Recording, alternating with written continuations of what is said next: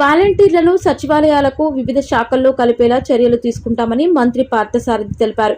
Cabinet భేటీ అనంతరం ఆయన మీడియాతో మాట్లాడారు. రాజీనామా చేయగా రాష్ట్రంలో 1.7 లక్షల మంది వాలంటీర్లు ఉన్నారు. 2023లో పదవీకాలం ముగిసినా రెన్యువల్ చేయలేదు.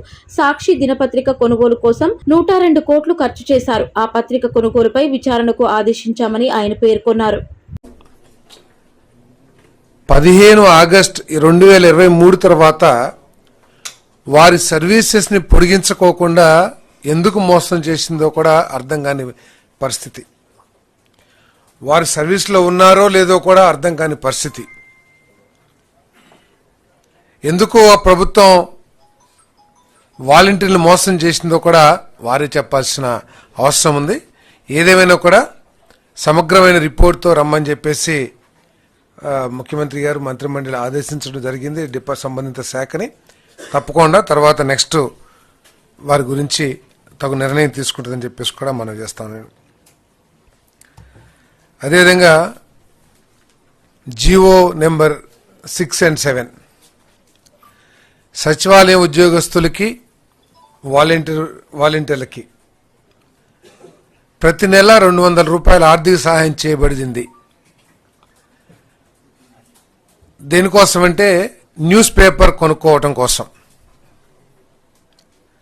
న్యూస్ పేపర్ కొనుక్కోవటం కోసం 200 రూపాయలు ప్రతి ఒక్కరికి కూడా ఆర్థిక సాయం చేయడం జరిగింది.